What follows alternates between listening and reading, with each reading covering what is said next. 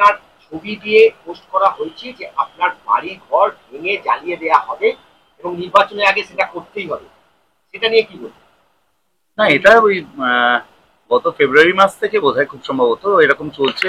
আন্তর্জাতিক নাম্বার থেকে ফোন আসছে, কখনো বাংলাদেশের নাম্বার, কখনো আমেরিকান নাম্বার, এবং র নিউজ বলে একটা পেজ থেকে বারবার হুমকি দেওয়া হয়েছে। সেই সময় দেওয়া হয়েছে আবার নতুন করে শুধু বাড়িঘর জ্বালিয়ে দেবে না, সেই সঙ্গে আমাকে আমার নাম করে প্রকাশ্যে খুনের হুমকিও দেওয়া হয়েছে। প্রশাসন দেখছে, আমরা প্রশাসনের দ্বারস্থ হয়েছি, তখনও হয়েছিলাম, এখনো হয়ে আছে।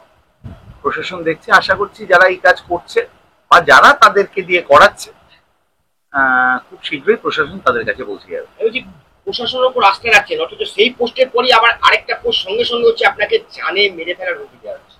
হ্যাঁ, আমাদের প্রশাসনের উপর আস্থা অবশ্যই আছে, এবং আমি ব্যক্তিগতভাবে মাননীয় নগরপালের সাথে কথা বলেছি। তিনি যেটা আমাদেরকে জানিয়েছেন তদন্তের স্বার্থে সেটা বলছি না, কিন্তু প্রশাসন তৎপর। আমরা আশা করছি খুব শীঘ্রই তাদেরকে ধরা যাবে। শুধুমাত্র আপনাদের কেন, পুলিশ প্রশাসনকেও তো হুমকি দেওয়া হচ্ছে। হ্যাঁ, পুলিশ প্রশাসনকেও হুমকি দেওয়া হয়েছে। আমি দেখেছি এটা টালা থানায় হুমকি দেওয়া হয়েছে এবং খড়দা থানায় হুমকি দেওয়া হয়েছে, সেটাও নন নিউজের পেজে দেখা হয়েছে। খুব সূক্ষ্মভাবে এরকম কেউ নয়, যেটা আমার ব্যক্তিগতভাবে মনে হচ্ছে যে এরকম কেউ নয়। যিনি আছেন তিনি টেকনিক্যালি সাউন্ড, তাই জন্য প্রশাসন, এবং এটা সম্পূর্ণটাই হচ্ছে বিদেশ থেকে, রাজ্য পুলিশের এখতিয়ারের বাইরে। সেটা বিদেশ থেকে কাউকে ধরতে গেলে সেক্ষেত্রে নোডাল হয় সিবিআই, এবং সম্পূর্ণভাবে বিদেশ থেকে করা হচ্ছে। রাজ্য পুলিশের সেই অবধি পৌঁছানোতে সমস্যা আছে।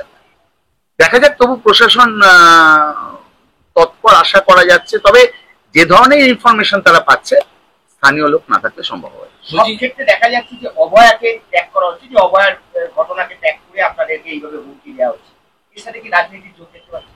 না না, এর অভয়টা মানে একটা মানুষকে বিভ্রান্ত করার জন্য একটা ইস্যু তুলে ধরা হচ্ছে, কিন্তু উদ্দেশ্য মনে হয় আলাদা। গতকাল চেয়ারম্যান থানায় অভিযোগ করছে, সেই খবরও তারা পেয়ে যাচ্ছে। তাহলে আপনাদের লোকাল কেউ না থাকলে তো এটা জানা সম্ভব না, অবশ্যই অবশ্যই এই বিষয়ে আমি সম্পূর্ণভাবে একমত।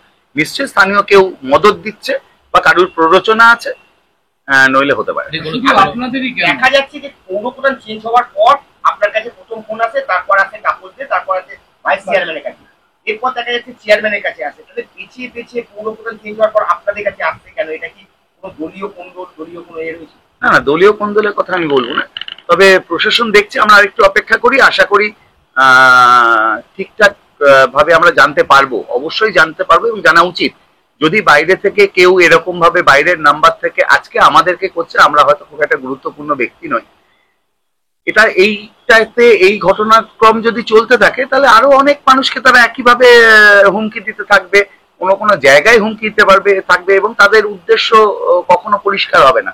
আমরা চাই যারা এই কাজ করছে তারা মানুষের ভালোর জন্য তো কিছু করছে না, তারা সামনে আসুক, এবং যদি কেউ তাদেরকে মদত দিয়ে থাকেন তাদের নামটা প্রকাশ্যে আসুক। রাজনৈতিক মহল বলছে যারা পানিহাটির বিধায়ক নির্মল ঘোষ বিরোধী, তাদের কাছে বেশি বেশি ফোনটা যাচ্ছে। না না, আমরা তৃণমূল কংগ্রেস করি, আমরা মমতা বন্দ্যোপাধ্যায় দল করি, সেখানে পক্ষ বিপক্ষ বিরোধীর ব্যাপার প্রশ্ন নেই। আমাদের সবারই একটাই নেত্রী, তার নাম মমতা বন্দ্যোপাধ্যায়। দ্বিতীয়বার আপনার কাছে আবার আসে, প্রথমবার এসেছিল, তারপর আবার আপনাকে টার্গেট করা হচ্ছে।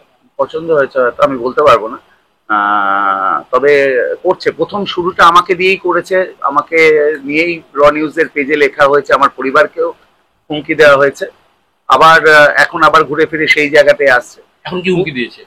এখন তো প্রথম হুমকিটা বাড়িঘর জ্বালিয়ে দেওয়ার, দ্বিতীয় হুমকিটা মেরে ফেলা, প্রাণে মেরে ফেলা। আমি তো একই জায়গাতে রয়েছি। তবে এই কথাটা বলতে পারি, আমরা একটুও আতঙ্কিত নই, বিন্দু মাত্র আতঙ্কিত নই। তবে এর শেষটাও দেখতে চাই। থানা অভিযোগ করেছেন এই ব্যাপারে? এইবারটা করিনি, কারণ আমার অলরেডি করা আছে, এবং এটা প্রশাসনকে নলেজে আমি এনেছি, সিপি সাহেবের নলেজে এনেছি এবং আইসি খর্দার নলেজে এনেছি। এই বিষয়টা নিয়ে যেহেতু আমাদের পানিহাটি পৌরসভা মাননীয় চেয়ারম্যান সোমনাথ দে অভিযোগ করেছে, তাই ব্যক্তিগতভাবে আমি আর করি। কোনো রাজনীতি চক্রান্ত মনে করছেন কি? কিভাবে বলবো, চক্রান্ত তো একটা বটেই, সেটা রাজনৈতিক না অরাজনৈতিক সেটা প্রশাসন ব্যাখ্যা দিতে পারবে, আমার পক্ষে তো এই ব্যাখ্যাটা দেওয়া সম্ভব না। না না না না, আমরা যারা রাজনীতি করতে এসেছি তারা এইসব হুমকির ভয়ে পিছিয়ে যাওয়ার লোক নই। পরিবার তো আছে, তারা পরিবারের লোকেরা পরিবার আমাদের সাথে মানে একাত্ম হয়ে আছে, তারাও ভয় পায় বলে আমার মনে হয় না, আমার পরিবারও ভয় পাচ্ছে না। তবে স্বাভাবিকভাবে একটা আহ অস্থিরতা তো কাজ করে যে কারা এটা জানাটা খুব জরুরি, সবার জন্য জানা জরুরি। আগামী দিনে যাতে আর কাউকে এই ধরনের সমস্যার সম্মুখীন না হতে হয়, আমরা ভয় পাইনি বলে অন্য কেউ ভয় পাবে না এরকম ঘটনাও নয়, তাদেরও পরিবার আছে, তারাও আতঙ্কিত হতে পারেন। তাই জন্য জানাটা খুব জরুরি কোন সিস্টেমে এটা করা হচ্ছে, কেন, কিভাবে বাইরে থেকে করা হচ্ছে, আর বাইরের লোকের উদ্দেশ্য কি, এবং বাইরের লোক পুঙ্খানুপুঙ্খ এখানকার খবর পাচ্ছে কোত্থেকে। দলীয় নেতা জানিয়েছেন? দলীয় নেতৃত্ব অবশ্যই জানেন, আমি আমার জেলা সভাপতি মাননীয় পার্থ ভৌমিককে জানিয়েছি, কি বলেন? সাংসদ। কিন্তু কি জানালেন? আমার একটা প্রশ্ন আছে যে দুজন কাউন্সিলর তারা তাদের ব্যক্তিগত ফেসবুক পেজে তারা লিখছেন যে তারা তাদেরকেও থ্রেট করা হচ্ছে এবং সেক্ষেত্রে কিন্তু দলীয় বন্ধুদের একটা আবাস।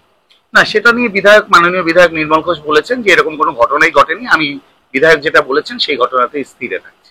আপনি কি বলেন? হ্যাঁ? পার্থ হয়ে কি বলেন আপনি? উনি যথারীতি নগরপালের সাথে কথা বলেছেন এবং দেখছেন, সাংসদ পার্থ ভৌমিক দেখছেন।